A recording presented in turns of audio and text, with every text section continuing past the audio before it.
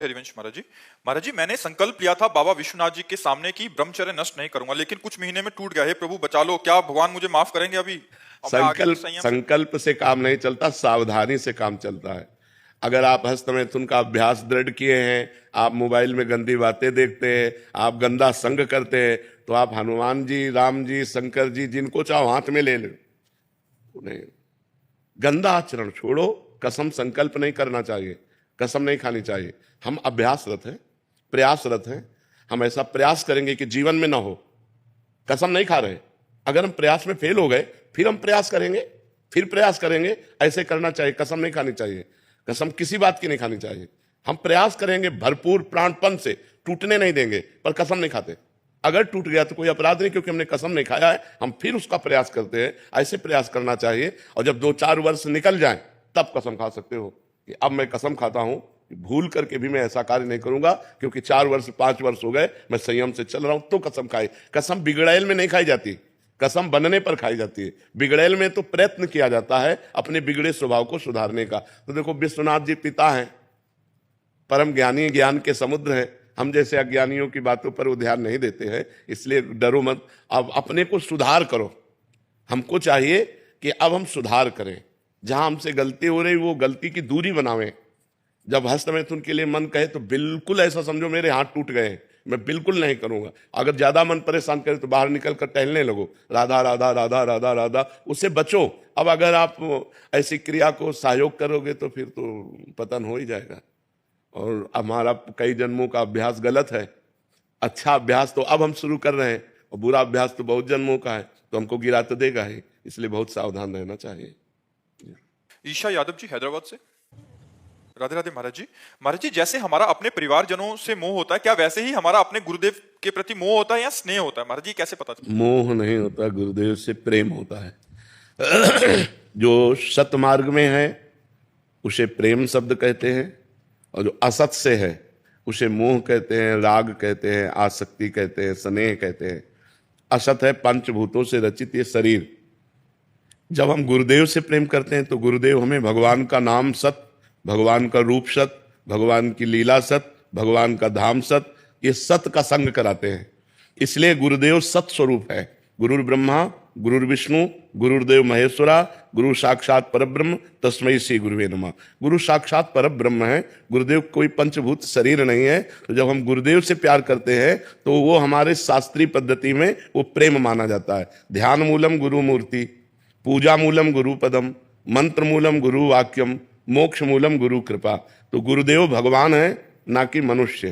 तो गुरुदेव से जो हमारा अनुराग है वो प्रेम है। और जैसे माता पिता परिवार में ये मोह है, ये राग है, ये आसक्ति है, ये स्नेह है, यही जन्म मरण में पहुंचाएगा। और गुरुदेव से जो प्रेम है, आसक्ति है, वही जन्म मरण से मुक्त कर देगी। तो गुरुदेव से जो किया हुआ अनुराग है वो प्रेम कहा जाता है। वो आसक्ति परम कल्याणकारी है। किसी बिरले को अपने गुरुदेव में आसक्ति होती है, नहीं तो गुरुदेव में आसक्ति नहीं होती। परिवार में भले हो जाए, भगवान और गुरुदेव समान माने गए हैं। जो ये भाव मान लिया कि गुरुदेव और भगवान गुरु गोविंद न भेद कराए, संतत सकल सुनो चित लाए। जो गुरु और गोविंद में भेद नहीं मानता, अगर भेद भी माने तो इतना कि गोविंद दूसरे नंबर पे, पहले में गुरुदेव। गुरु गोविंद दो खड़े काके लागों पाए, तो बलिहारी गुरु आपने जिन गोविंद दियो बताए। तो बलिहारी है गुरुदेव की। गुरुदेव में आसक्ति हो जाए तो मंगल हो जाए। श्रेया वाजपेयी जी कानपुर से। श्री हरिवंश महाराज जी मैं अपने धर्म का पालन कर रही हूँ, इसका क्या मापदंड है? धर्म किसे कहते हैं? पहले तो हमें यह पता होना चाहिए ना कि मैं अपने धर्म का पालन करूं तो धर्म किसे कहते हैं। जिसे शास्त्र आज्ञा करता है उसे धर्म कहते हैं, और जिसे शास्त्र कहता ना करो उसे अधर्म कहते हैं। तो शास्त्र का स्वाध्याय और संतों का संग यदि नहीं किया तो धर्म को कैसे जानोगे? पहले खूब शास्त्रों का स्वाध्याय करो, संतों का संग करो, पहले पाप कर्मों को त्यागो, जिनको पाप कर्म कहते हैं। जैसे आजकल बच्चे बहुत गंदगी की तरफ बढ़ रहे हैं, गंदी बातों की तरफ बढ़ रहे हैं। ये जो बॉयफ्रेंड गर्लफ्रेंड, इसमें जो व्यभिचार है ये महापाप है, और बच्चे समझ नहीं रहे हैं। इसे वो अपना अधिकार समझते हैं, वो मनोरंजन समझते हैं, वो खिलवाड़ समझते हैं। फिर एक बच्चे से ब्रेकअप, फिर दूसरे से। इस तरह की व्यभिचार प्रवृत्ति पूरे जीवन को नष्ट कर देती है। तो पहले पाप आचरण त्यागो, शास्त्र स्वाध्याय करो, सत्संग सुनो और पाप आचरण त्यागो। ये गंदी बातों का त्याग करे, कोई व्यसन न करे, जब तक ब्याह न हो तब तक ब्रह्मचर्य से रहे तो वो धर्म की तरफ बढ़ सकता है। अगर वो ब्रह्मचर्य की तरफ नहीं रहेगा तो धर्म ही नहीं कर, पाप का आचरण कर रहा तो धर्म का क्या नाम? पाप तो अधर्म है। धर्म वो है जहां निष्पाप कर्म है। जो निष्पाप कर्म है वही भगवान की प्राप्ति कराता है, वही मंगल कराता है। तो इन पाप आचरणों से बचो, जिनको आप जानते हैं गलत है उन बातों को मत करो, तो धर्म में आप स्थित रहेंगे। धर्म का मापदंड है श्री भगवान।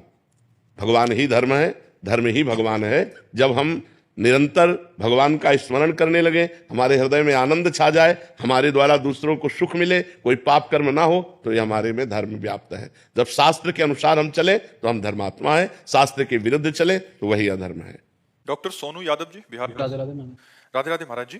महाराज जी, आप कह रहे हैं कि आप इमरजेंसी विभाग में ड्यूटी देते हैं और गंभीर रोगी आते हैं तो उन्हें ज्यादातर रोगी कृपा से ठीक हो जाते हैं, हम जितना प्रयास करते हैं। काफी बार ऐसे होता है कि रोगी की स्थिति खराब हो जाती है, पारिवारिक जन बहुत गाली निकालते हैं, संबंधियां दुर्व्यवहार करते हैं। महाराज जी, ऐसी घटना मन में निकलती नहीं है महाराज जी, और फिर बहुत ज्यादा मतलब वैसे चाहिए कि मरीज के परिवार वालों को चाहिए कि ये विधान भगवान के द्वारा रचित है जीव के कर्म का। अब जैसे एक सीरियस आता है और स्वस्थ होके चला जाता है, तो इसका मतलब है डॉक्टर और टेक्नीशियन अपना कार्य पूरा किए ना, और एक आता है वही डॉक्टर है, वही टेक्नीशियन है, वही सेवा करने वाले हैं, पर वो असफल हो जाता है, तो उसमें मरीज का भी तो प्रारब्ध होता है ना। मरीज को भी तो दुख भोग करके मान लो मृत्यु प्राप्त करनी है, तो अब वो अमर थोड़ी, डॉक्टर की इतनी सामर्थ्य थोड़ी क्यों अमर कर दे। तो हमें लगता है गाली गलौज तो नहीं करना चाहिए, लड़ाई झगड़ा नहीं करना चाहिए। हाँ, डॉक्टरों को भी चाहिए आए हुए मरीज को भगवान का स्वरूप समझकर जितना अपना ज्ञान है उसके अनुसार वैसे औषधि करके स्वस्थ करने की पूरी चेष्टा करनी चाहिए। उसमें तनिक भी प्रमाद नहीं होना चाहिए। और जो मरीज के जन हैं उनको ये भी विचार करना चाहिए कि इस जीव का प्रारब्ध भोग है, वो कहाँ ज्ञान है उस समय ममता के कारण ज्ञान काम तो करता नहीं। वो अपना प्रयास करता है, तुम्हारा जीवन है आगे तो बचोगे, नहीं है तो मर जाओगे। चाहे जितना बड़ा सर्जन हो, चाहे जितना बड़ा डॉक्टर हो, जीवन दान परमात्मा के द्वारा है। वो जितने श्वासें निश्चित हैं उतनी ही श्वासें रहेंगी, और अंतिम श्वास है तो चाहे ब्रह्मा आ जाए तो भी नहीं बचा सकते। डॉक्टर की तो बात जाने दो। तो इसलिए हमें लगता है मरीज के परिवार वालों को इस बात को लेकर के कि असफलता प्राप्त हुई तो डॉक्टर की कमी है, ऐसा नहीं सोचना चाहिए। क्योंकि प्रायः जो डॉक्टरी पढ़े होते हैं तो उनका विचार ही यही है मरीज को स्वस्थ रखना। अब कोई प्रमादी हो, कोई गलत हो तो हम नहीं कह सकते, क्योंकि कभी कभी ऐसी भी शिकायत आती है। कोई हो सकता है हजारों में डॉक्टरों में कोई एक आध प्रमादी ऐसा हो कि जो मरीज की अवस्था को देख करके प्रमाद स्थिति में सही दवा या सही ऑपरेशन आदि सफलतापूर्वक ना कर पावे। नहीं तो प्रायः डॉक्टर भगवान के स्वरूप माने गए हैं और वो ऐसा ही उपाय करते हैं कि मरीज स्वस्थ हो जाए। पर मरीज का भी तो भाग्य है, अगर उसको दुख भोगना है और मरना है तो फिर कोई भी डॉक्टर नहीं बचा सकता। इसलिए चाहिए कि आपको प्रसन्न रहना चाहिए। वो लोग गलत हैं जो इस तरह की गाली गलौज करते हैं, आपकी उसमें कोई गलती नहीं है। हाँ, अपनी तरफ से कोई प्रमाद स्थिति, कोई गलती होने ना पावे। अभिषेक जी, मुंबई से। राधे राधे। राधे राधे महाराज जी। महाराज जी, आप कह रहे हैं कि जैसे प्रहलाद जी ने अपनी भक्ति पे ही फोकस रखा, अपनी जो दिक्कतें आई, जो उनको प्रतिकूलता आई, उस पर ध्यान नहीं दिया, वैसे ही हमें भी ऐसे ही रखना चाहिए, केवल भक्ति पे फोकस रखें या दिक्कतों को भी सामना करें? नहीं, दिक्कतें ऐसा नहीं कि प्रहलाद जी को महसूस नहीं होती थी, पर प्रहलाद जी को यह दिखाई देता था कि भगवान सदैव उनको अपनी गोद में लिए हुए हैं। भक्ति का लक्ष्य रखने के कारण जैसे पहाड़ के नीचे दबाए गए तो देखते थे कि भगवान मुझे गोद में लिए हुए हैं, पहाड़ भगवान में टिक गया और हम बचे हुए। जैसे जल में डुबो दिया पत्थर बांध करके, तो उनको दिखाई देता था कि भगवान मुझे ऐसे किए हुए हैं जिससे भगवान की कृपा से मेरी श्वासों में जल नहीं आ रहा और मैं मृत्यु को प्राप्त नहीं हो रहा। आग में बैठा दिए गए, विष पिलाया गया, क्या क्या नहीं किया गया, लेकिन हर समय भगवान को देखते थे। और भक्ति का लक्ष्य है कि भगवान को देखना। जब हम भगवान को विपत्ति में बीच में ले आएंगे तो भगवान आनंद समुद्र है। भगवान कर्तुम अकर्तुम अन्यथा कर्तुम सर्व समर्थ है। वो विपत्ति भी हमारे लिए आनंददायक हो जाएगी, दुख देने वाली वस्तु हमारे लिए सुख देने वाली बन जाएगी। जैसे प्रहलाद जी को आग में बैठाला गया तो जल गई हिरण्यकश्यप की बहन, और प्रहलाद जी का एक रोम भी नहीं जला, आनंद रहा, क्योंकि भगवान का सानिध्य है ना, भगवान लक्ष्य है ना, भगवान का चिंतन है ना। तो विपरीत परिस्थिति हो जाती थी। जिस उसने शीतल पट प्राप्त किया था, अग्नि से वरदान प्राप्त किया था, नहीं जलेंगी, तो शीतल पट ओढ़कर बैठी तो ऐसी वायु चली कि सामने प्रहलाद के ऊपर शीतल पट हो गया और वो जलकर राख हो गए। तो प्रतिकूलता भी आनंद प्रदान करने वाली बन जाएगी यदि हम भक्ति का लक्ष्य रखें और जो आई हुई विपत्ति है उसमें भगवान का विधान देखें। मंगल में कोई भगवान का विधान है। जो दुख आया है ये सुख को प्रकट करने के लिए आया है। ऐसी जब भावना रखेंगे तो दुख आदर पूर्वक हम सह जाएंगे, और जब हम दुख को दुख मानकर भयावा तो फिर हम घबरा जाएंगे, भगवान का स्मरण छूट जाएगा और हम दुख से निकल भी नहीं पाएंगे। भगवान का भक्त कभी डिप्रेशन में नहीं जाता। भारी से भारी दुख, भारी से भारी विपत्ति, भारी से भारी समस्या में भी वो भगवान को अपने सानिध्य में रखता है कि भगवान सब जगह है तो इस जगह भी है, सबके हैं तो मेरे हैं, सब समय में है तो इस समय में भी है। तो जब भगवान है तो भगवान मंगल भवन है, सुख समुद्र है, आनंद सिंधु है, मुझे दुख कैसे व्याप्त हो सकता है। तो ऐसी भक्ति को हम अपने हृदय में धारण करें, और संघर्ष तो करना ही है। ऐसा नहीं है कि भक्त हाथ पे हाथ रख के बैठा रहता है, नहीं, वो प्रयासरत रहता है, पर उस प्रयास को भगवान का दिया हुआ प्रयास मानता है। सफलता असफलता दोनों में समान भाव रखता है। प्रयत्न पूर्वक वो दुख सुख को सदुपयोग करता है। सुख का सदुपयोग औरों को बांटकर, दुख का सदुपयोग भगवान की कृपा मानकर। अगर भगवान की हम कृपा मानेंगे तो हम दुख को सह जाएंगे। कुंती जी ने तो पद पद पर विपत्ति मांगी भगवान से। भगवान ने कहा आज तक किसी ने वरदान नहीं मांगा, विपत्ति दुख कौन चाहता है। तो उनका प्रभु जब विपत्ति आई तो आपको अपनी तरफ आते हुए देखा, और जब संपत्ति आ गई तो आप द्वारिका जा रहे हो पीठ करके। मुझे ऐसी संपत्ति नहीं चाहिए, मुझे वो विपत्ति चाहिए जिसमें आप दौड़ते हुए हमारी तरफ आ रहे हो। तो भक्त दुख में विपत्ति में भगवान के सानिध्य का अनुभव करता है। शिवांश जी लखनऊ से। श्री हरिवंश महाराज जी। श्रीमन नारायण महाराज जी, शरीर पूरा होने पर संप्रदाय की उपासना से वैकुंठ इत्यादि में प्रवेश है, नारायण उपासना करते हैं महाराज जी। पर ये दास श्री जी के प्रेम रस में डूब रहा है और सारे भाव व आंसू केवल प्रियाजू के लिए ही हो रहे हैं, जबकि जपते गुरु मंत्र हैं। क्या ये ईष्ट भगवान श्रीमन नारायण की कृपा है या अपराध है महाराज जी? नहीं, अपराध का तो सवाल नहीं। श्री जी के चरणों में प्रेम होना अपराध होता है क्या? ये तो भगवान की कृपा से होता है, और जहां हमारा प्रेम होता है वहीं हमारी पहुंच हो जाती है। चाहे जिस संप्रदाय के हो, जहां हमारी रति हुई वहीं हमारी पहुंच हो जाएगी। तो ये भगवान नारायण की कृपा समझो कि श्री जी के चरणों में आपकी प्रीति हो रही। अपराध तो वो होता है जो शास्त्र विरुद्ध आचरण होता है, जो धर्म विरुद्ध आचरण होता है, उसे अपराध कहते हैं। ये तो भक्ति है, ये तो प्रियाजू की भक्ति है, जिनकी भक्ति नारायण भी करते हैं। श्री कृष्ण ही तो नारायण है, तो श्री कृष्ण आराधना करते हैं राधा रानी की, इसलिए राधा नाम है उनका। जिनकी आराधना स्वयं श्री कृष्ण करते हैं, राधा आराधन तत्परा, जो स्वयं श्री किशोरी जी की आराधना करते हैं, तो अपराध कैसे बन जाएगा? एक बार इस दास से भी कह दिया कि हम तो आपके साथ हैं। नहीं, हम तो सबके साथ हैं। आपके साथ क्या, जो परमार्थ में चल रहे हैं सबके साथ हैं। हम सबको अपना मित्र मानते हैं। सब भगवान के मार्ग में, श्री जी के मार्ग में चले। सबसे दोस्ती है, आपसे दोस्ती है, सबसे दुश्मनी थोड़ी है, सबसे दोस्ती हमारी है। महाराज जी, आप कह रहे हैं कि आप एक विकट परिस्थिति में फंसी हैं। पहले तो इसमें ज्यादा वो नहीं था, ज्ञानतावश, बट कह रहे हैं कि जब से आपको सुना है, ये किसी से प्रेम करते थे और जीवन साथी बनाने का दोनों का दृढ़ निश्चय हो गया, बट अभी उनको पहले पता था कि उनके जो जहां जाना है वो नॉन वेज खाते हैं, मतलब अभक्ष पदार्थ का सेवन करते हैं। बट अभी जब से सुना है तो इनको लगता है कि मतलब उसका परिणाम बड़ा महापाप है। तो अभी ऐसे उनको भी छोड़ नहीं सकते। अगर उनको छोड़ते हैं तो फिर कहते हैं कि शादी नहीं करेंगे तो फिर माता पिता दुखी होते हैं। तो अभी मैं इतना डिप्रेशन में हो गए कि दिन रात रोते रह रहे हैं कि क्या करूं, मुझे कुछ समझ नहीं आ रहा। और मैं अभी अच्छे मार्ग पे भी चलना चाहते हैं, उस घर को भी छोड़ना नहीं चाहते, माता पिता भी द्वंद्वात्मक स्थिति में। अब इस समस्या का समाधान हमारे पास तो है नहीं, क्योंकि आपके द्वारा जिस पुरुष का चयन किया गया वो अभक्ष पदार्थों का सेवन करने वाला है। आप पुरुष की आसक्ति को नहीं त्याग सकते और वो पुरुष मांस आदि नहीं त्याग सकते, तो फिर गलत चयन किया है आपने। अब हम ये नहीं कह सकते कि आप उनको छोड़ दो, क्योंकि आप डिप्रेशन में जाने की बात वैसे ही कर रहे हो। हमने कह दिया छोड़ दो तो आप वैसे डिप्रेशन में चली जाओगी। आप में अध्यात्म बल तो है नहीं कि आप अपने अध्यात्म बल के द्वारा उनको कहें यदि आप मुझे स्वीकार करना चाहते हैं तो पवित्र भोजन आपको पाना होगा, पवित्र आचरण करना होगा। अगर आप ऐसे नहीं करेंगे तो हमारा आपसे कोई संबंध नहीं। इतनी क्षमता आप में है नहीं है ना। अंदर का उल्लास शक्ति पूरी अध्यात्म से। गलत चयन किया है ना आपने, गलत चयन किया है आपने। आपको पहले पता था कि ये मांस खाते हैं, अब आपने चयन किया है। अब आप जाओगे तो आप खाओ या ना खाओ, आप तो भ्रष्ट हो ही जाएंगे। क्योंकि जिस पुरुष का हम संग कर रहे हैं वो मांस खाने वाला है और वो हमारा पति स्वरूप होगा, तो वो तो खान पान तो उनका गंदा ही है, तो आप भ्रष्ट तो हो ही जाएंगे। भगवान की प्राप्ति के लिए जो सतमार्ग चाहिए इसीलिए तो सहसा कोई कदम नहीं उठाया जाता। अपने बड़े बुजुर्गों से पहले कैसा नियम था, बड़े बुजुर्ग तय करते थे कि हमारा पति कौन होगा, और वो संयम नियम सब देख के, गांव से पूछ के, व्यवहार करके, सालों बातें चलती थी ब्याह की, तब वो ब्याह होता है। आज लड़कियां बॉयफ्रेंड कर लिए, विचार कर लिए, अब वो ब्लैकमेल कर रहा है, तो अब वो डिप्रेशन में पहुंच रही है। अब फिर ब्रेकअप करके दूसरा बॉयफ्रेंड कर लिया, फिर जब तीसरा पति होगा तब वो चैन से रह पाएंगे। वही गंदी आदत, वही भ्रष्ट आचरण उनको गिराएंगे। तो अब ये तो बहुत बढ़ रहा है।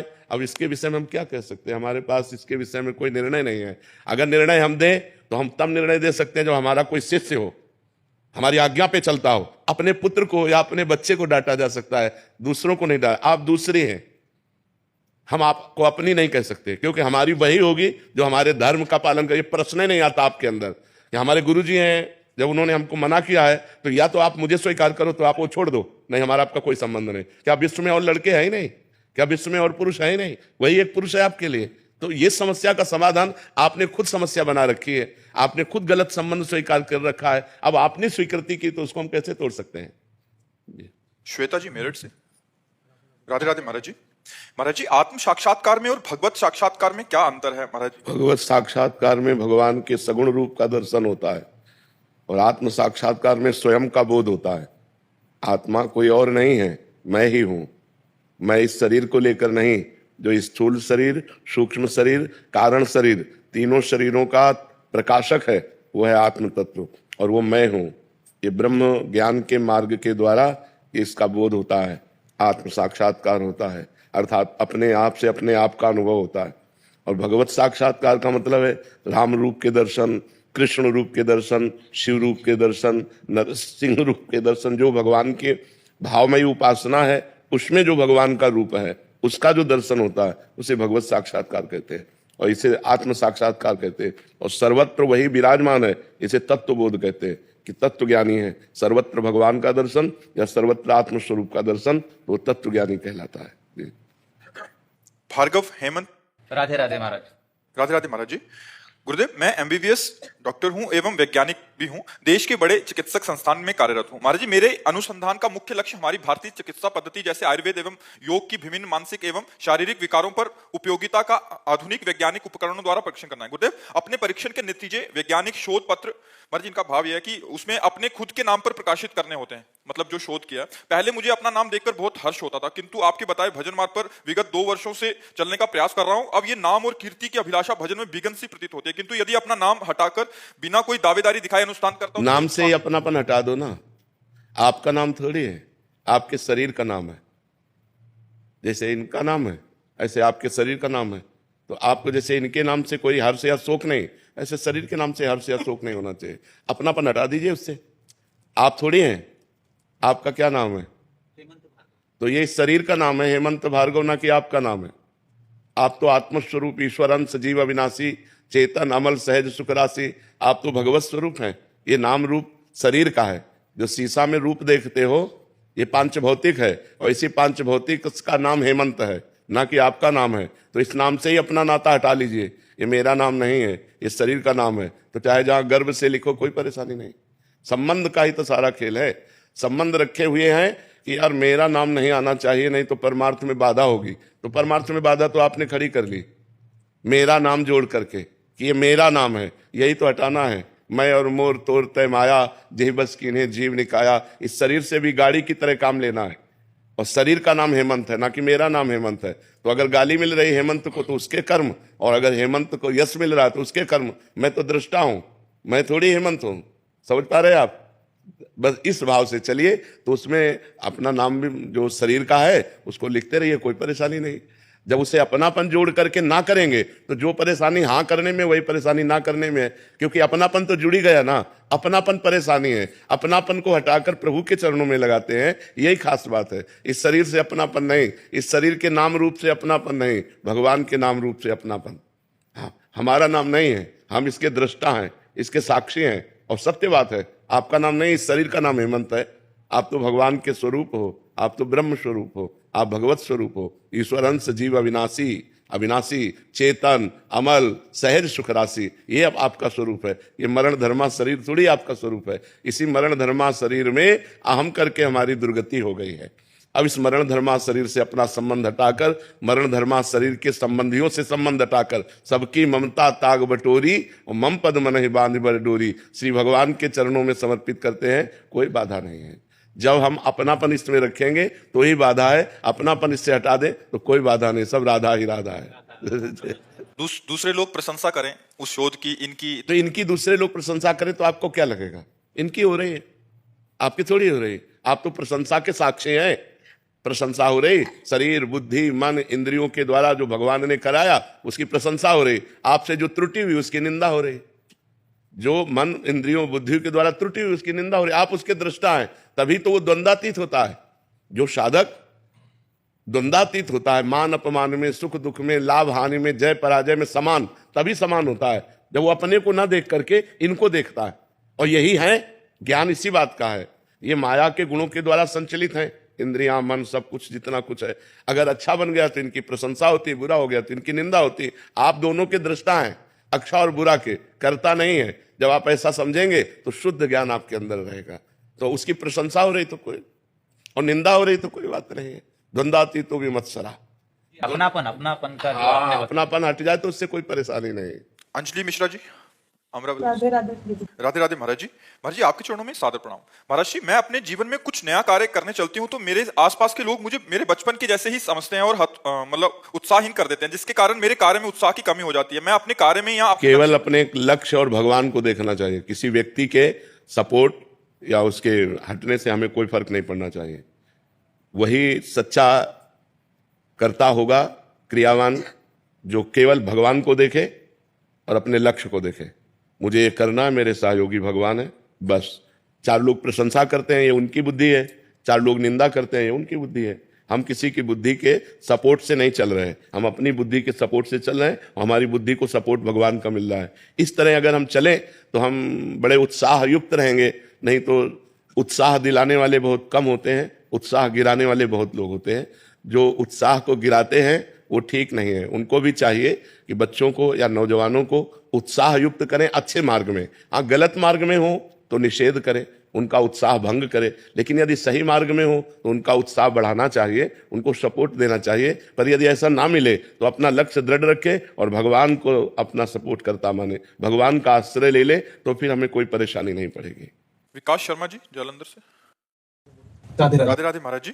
महाराज जी, आत्मिक शांति और स्थायी आनंद की प्राप्ति का मार्ग क्या है महाराज जी? श्रद्धावान लभते ज्ञानम तत्परः संयतेन्द्रियः ज्ञानम लब्ध्वा पराम शांति मचरेणाधिगच्छति। किसका प्रश्न है? हाँ, भगवान के वचन है। जब हम शास्त्र और संतों पर श्रद्धा करते हैं तो हमें शास्त्रीय ज्ञान होता है, क्या करना चाहिए, क्या नहीं करना चाहिए, कैसे चलना चाहिए, कैसे नहीं चलना चाहिए। जब भी हमें ज्ञान होता है तो हम अपनी इंद्रियों को काबू में करते हैं। सबसे पहला काम है जितेंद्रिय होना।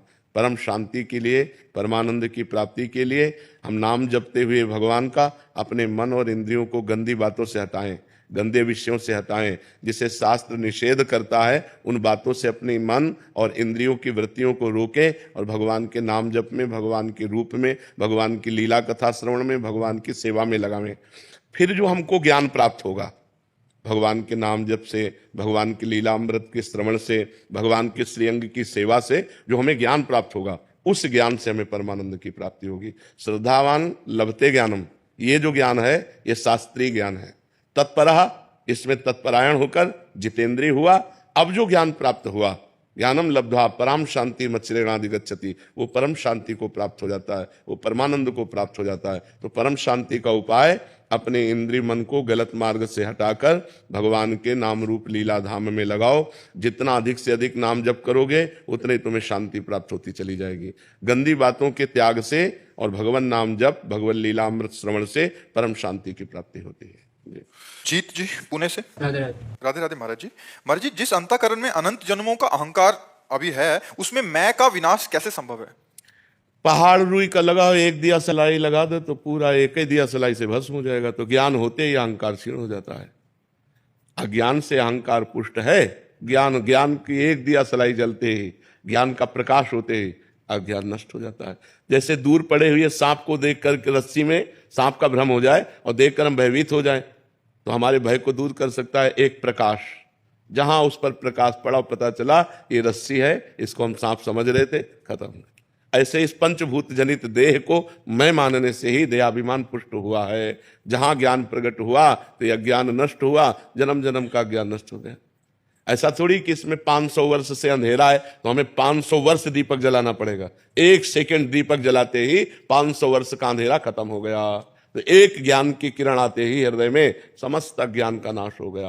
वो ज्ञान की किरण संत महात्मा गुरुदेव की कृपा से आती है। अज्ञानतिमिरांधस्य ज्ञानांजन शलाकया चक्षुरुन्मीलितम् येन तस्मै श्री गुरुवे नमः। जो हमारे अज्ञान अंधकार का नाश करने के लिए ज्ञान रूपी चक्षु प्रकट कर दिए, ज्ञान चक्षु, उन ज्ञान चक्षुओं से जब देखा तो यह जो अहम है ये गलित हो जाता है। तो खूब नाम जप करो, सत्संग सुनो, शास्त्रों का स्वाध्याय करो, गंदी बातों से बचो, तो ज्ञान प्रकाशित हो जाएगा।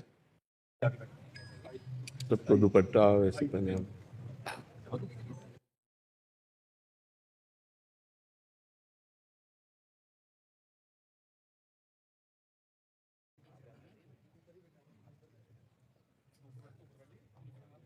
कोई संस्था है जो इन सब की सेवा करते हैं? ये अलग अलग अपने अपने घरों में रहते हैं? हाँ, अपने घरों में रहते हैं। अच्छा, पिछली बार आया कई दिव्यांग केवल आपके दर्शन से मीट मुर्गा खाना छोड़ रहे थे। पिछली बार चाह रहे थे कि मिलने, लेकिन हम लोगों में कुछ ऐसी कमी थी उस वक्त, जैसे कुछ मांसाहार या कुछ और प्रकार की। अभी अपने ओर से हम लोग एकदम बहुत सुंदर। और अगर नाम जब शुरू कर दो तो और अच्छा हो जाए, क्योंकि पूर्व जन्म के कर्मानुसार ही शरीर का इस तरह से प्रकट होना हुआ। अगर हम इस जन्म में अपने कर्म सुधार लें तो हमारे शायद आगे बहुत अच्छा हो जाए। तो हम कोई गलत आहार ना करें, शराब ना पिएं और नाम जप करें, राधा राधा नाम जप करें, जिससे मंगल हो जाएगा। और निराशा ना अपने हृदय में आने दें, क्योंकि निराशा आने से जीवन फिर निरर्थक लगने लगता है। भगवान का भजन करके तुम भगवान को प्राप्त कर सकते हो। तुम वो काम कर सकते हो जो कोई करना बिरला कठिन कर पाए। अगर राधा राधा जप के लिए ना, तो भगवान की कृपा प्राप्त हो जाएगी। सबको दुपट्टा और प्रसाद दीजिए, सबको दीजिए, सबको दीजिए। ऋत्विक मिश्रा जी। राधे राधे। राधे राधे महाराज जी। महाराज जी, मैं एक आरंभिक स्तर का वैज्ञानिक हूं और वैज्ञानिक सोच के साथ साथ धर्म और संस्कृति की भी आदर करता हूं। महाराज जी, जब कभी सिद्ध संतों के किसी दावे के विरुद्ध कोई विज्ञान अपने प्रमाण देता है तो मैं देखो, पहली बात तो इतना समझो कि जो विज्ञान है वो पांच भौतिक शरीर तक सीमित है, इसके आगे नहीं इसकी गति। आज तक कोई मशीन बनी हो यहां से अमेरिका कहीं भी जो मन का अल्ट्रासाउंड कर सके, मन का एक्सरा कर सके, बुद्धि का कर सके, चित्त का कर सके, आम का कर सके, ये सूक्ष्म शरीर है, नहीं प्रवेश है। फिर कारण शरीर है, नहीं प्रवेश है। फिर आत्मस्वरूप जो ब्रह्म ज्ञान है या भगवत तत्व है, यहां विज्ञान का प्रवेश नहीं। जहां विज्ञान समाप्त होता है वहां से अध्यात्म शुरू होता है। बात समझो। तो अगर आप अपनी बौद्धिक स्तर से किसी का परीक्षण करना चाहेंगे जो अध्यात्म में स्थित है तो नहीं कर सकते। महाराज जी, साधु संतों के भौतिक कुछ दावों को विज्ञान बड़े देखो, सच्चा साधु कोई दावा ही नहीं करता। नौटंकी नाटक करने वालों के दावों को हम साधु के दावे नहीं कहते। नौटंकी नाटक, हमारे शब्दों पर जाइए, नौटंकी नाटक करने वालों को जो दावे करते हैं उनको हम साधु संत ही नहीं कहते। साधु संत इस बात का दावा करते हैं मैं ये कर दूंगा। अहंकार विमूढ़ात्मा करता हमिति मन्यते, मैं ऐसा कर सकता हूं, वो अहंकारी है। साधु अहंकारी नहीं होता, साधु ज्ञानी होता है। और दूसरी बात, जब बड़े बड़े प्रारब्धों को संत अपने भोगते हैं तो तुम्हारे प्रारब्ध को नष्ट करने के उपाय बताएंगे कि राम का नाम जप करो, धर्म से चलो, पाप कर्म मत करो, ऐसे ऐसे चलो। ऐसे कि मैं तुम्हें भस्म दे दूंगा, मैं तुम्हें जंतुर दे दूंगा, मैं तुम्हें कलावा बांध दूंगा, या मैं ऐसा कर सकता, ऐसा नहीं। आज तक किसी बड़े संत का नाम हमें लो कि उन्होंने ऐसा किया, किसी भी सिद्ध संत का जिसका इतिहास में गान किया गया है या वर्तमान में जो है, जो भगवान का मार्ग का है। जो रुपया पैसा का मार्ग बटोरना, यश कीर्ति को बटोरना, ये सब बात अलग है।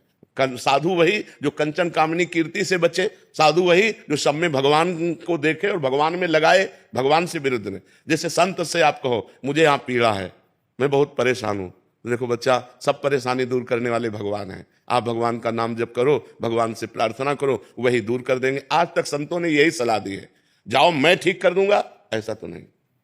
बड़े बड़े ब्रह्म ऋषि श्री वशिष्ठ जी महाराज जो त्रिभुवन को पलट सकते हैं अपने तपोबल से, उनमें सामर्थ्य है। जब दशरथ जी का मरण हुआ, भगवान का 14 वर्ष का वनवास हुआ, भरत जी जब आए, ऐसे कह रहे हैं, ऐसे का मतलब होता है असमर्थता। ऐसे का मतलब होता है कि हाथ मींज कर कहना कि अब क्या करूं, मैं कर नहीं सकता। सुनहु भरत भावी प्रबल बिलख कहो मुनिनाथ, हानि लाभ जीवन मरण जस अपजस। तो फिर कौन ऐसा है? ये सब बच्चा, तुम तो वैज्ञानिक हो, हम तो बाबा जी, हम ही नहीं मानते इन बातों को, हम ही नहीं मानते। क्योंकि बचपन से हम हैं भगवान के मार्ग में, शुद्ध मार्ग जो शास्त्रीय मार्ग है। हमारी दोनों किडनी फेल है, हम जंतु थोड़ी बंधवाते, डायलिसिस करवाते, हम राख थोड़ी खाते, टेबलेट खाते हैं। शरीर को जो जरूरत है वो कराना। भगवान ने वैज्ञानिक बनाए हैं वैज्ञानिकों ने यंत्र बनाया है, औषधियां बनाई हैं, हमें डॉक्टर की शरण जाना चाहिए, क्योंकि इस पांच भौतिक शरीर के रोगों का निदान डॉक्टर से है, ना कि छू से, जंतुर मंतुर से, पानी और राख देने से, ऐसे से नहीं होता। इसका निदान डॉक्टरों से, डॉक्टरों के पास जाना चाहिए। और ये सब नौटंकी नाटक में कोई ना फंसे, नहीं हाथ कुछ नहीं लगेगा। हम एक बात और बता देते हैं, जैसे आप परेशान हैं किसी भी कष्ट से, और आप हमारे पास आए और अब आपकी परेशानी खत्म होने का नंबर आ गया और आपका पुण्य लागू हो गया, बोले बाबा के पास दर्शन करते ही वो खत्म हो गया, तुक्का लग गया ना। अब वो 100 आदमियों से कहेगा कि हम जो भी बाबा के दर्शन करके लौट के आए, परेशानियों से निदान हो गया, क्योंकि कनेक्शन उसका पाप का खत्म, अब पुण्य का उसके ऊपर चालू हो गया। तो ऐसे कभी कोई तुक्का भी लग जाता है। तो ये इन सब बातों को हम भी नहीं मानते। आप तो नए आधुनिक बच्चा हो, हम इन बातों को नहीं मानते। हम बातों को मानते हैं जो शास्त्र प्रमाणित है। शास्त्र जैसा और हमारे जैसे संत महात्माओं की रहनी रही। बड़े बड़े सिद्ध संत हुए, रामकृष्ण परमहंस जैसे, उनके कैंसर रहा, दवाइयां लेते रहे और भजन करके सत्संग करते रहे, छूछा वाली बात तो रही नहीं। और सिद्ध काली मां थी, काली मां सिद्ध थी, जिनसे बात करती थी। रामकृष्ण परमहंस जी महाराज के गले में कैंसर हुआ। बड़े बड़े सिद्ध संतों के शरीरों में व्याधियां पाई जाती हैं, डॉक्टरों की शरण लेकर, उनसे औषधियां लेकर शरीर का। और अध्यात्म एक अलग चीज है, वो मोक्ष प्राप्ति के लिए, वो भगवत प्राप्ति के लिए। ईशा जी दुबई से। महाराज जी मुझे स्टेप बाय स्टेप बताएं कि जिससे मेरा मन शांत हो जाए, मतलब कैसे चलूं, शुरू कहां से करूं और कहां तक इसका। भोजन सुधारो, सबसे पहले भोजन सुधारो, अल्पाहार करो, नींद सुधारो। नींद सुधारने का मतलब 5 घंटे या 6 घंटे जो टाइम रखो वो रात्रि में होना चाहिए और ब्रह्म मुहूर्त में उठना चाहिए। अगर स्टेप बाय स्टेप चलना चाहती हो तो पहले भोजन सुधारो। आपका भोजन सात्विक होना चाहिए, पवित्र होना चाहिए और धर्म के द्वारा कमाए हुए धन से होना चाहिए। दूसरा, आप अपनी नींद सुधारो। नींद में 6 घंटे सोने को होने चाहिए। 10 बजे से लेकर 4 बजे तक कितना समय हुआ है? हाँ, 4 बजे ठीक ब्रह्म मुहूर्त में उठ जाओ। अगर आपको ठीक चलना है, भजन करना है, तो ये 7, 8, 8 बजे तक जो 9, 9 बजे तक सोते हैं, ये स्टेप बाय स्टेप भजन कर पाएंगे। उनका जीवन ही व्यर्थ है। सूर्य भगवान उदय हुए और जो सैया में सो रहा है उसकी आयु, श्री, कीर्ति, बुद्धि सब नष्ट हो जाती है। जिसका भोजन ठीक और जिसका शयन ठीक, और जबान सुधारो। हर समय नाम जप करो, मौन का आश्रय लो। अगर उत्तर देना है तो उचित शब्दों का उत्तर दो, व्यर्थ की वार्ता ना करो। वाणी संयम में, जिसका सुनना संयम में। हम गंदी बातें न सुने, प्रपंच न सुने, भगवान की लीला कथा सुने, भगवान की चर्चा सुने, संत वाणी सुने, शास्त्रों की वाणी सुने, तो हमारी श्रवण इंद्री पवित्र। जब हमारी एक एक इंद्री पवित्र हो जाएगी तब हमारा मन भगवान में लगने लगेगा। और समस्त शास्त्रों में वर्णन है, नवधा भक्ति से श्रेष्ठ कोई साधना नहीं है। जो श्रवणम, कीर्तनम, स्मरणम, विष्णुपाद सेवनम, अर्चनम, वंदनम, दास्य, सख्य, आत्मसमर्पणम, इससे बढ़कर के कोई श्रेष्ठ भक्ति नहीं है। 9 प्रकार की भक्ति ही प्रेम लक्षणा भक्ति प्रदान करती है। पर हम पहले अपने आचरण सुधारें, हर इंद्री को पवित्र करें। अब जो व्यभिचार करते हैं, गंदी आदतें, गंदे आचरणों में, और वो सोचे कि हम भक्ति, तो भक्ति का नाटक कर लें, भक्ति नहीं हो सकती। भक्ति होती है पवित्र इंद्रियों के द्वारा। अब जो गंदी बातें देखेंगे मोबाइल में, गंदे आचरण करेंगे, गंदा भोजन पाएंगे, होटलों का भोजन पाएंगे, मनमानी जागे, मनमानी सोए, मनमानी आचरण करें, और अध्यात्म नहीं हो सकता। वो मनमानी आचरण उनको नरक दुर्गति की तरफ ले जाएगा, भगवान की प्राप्ति की तरफ नहीं ले जाएगा। तो इसलिए पहले सुनना ठीक करो, देखना ठीक करो, बोलना ठीक करो, सोना ठीक करो, भोजन ठीक करो, और फिर 9 प्रकार की भगवान की भक्ति को अपने हृदय में धारण करो। भगवान का ही श्रवण, भगवान का ही कीर्तन, भगवान का ही स्मरण, भगवान का ही पूजन। भगवान ही हमारे मित्र हैं, भगवान ही हमारे स्वामी हैं। भगवान को आत्मसमर्पण, अर्चन, वंदन, इसी से भगवत प्रेम प्राप्त हो जाता है।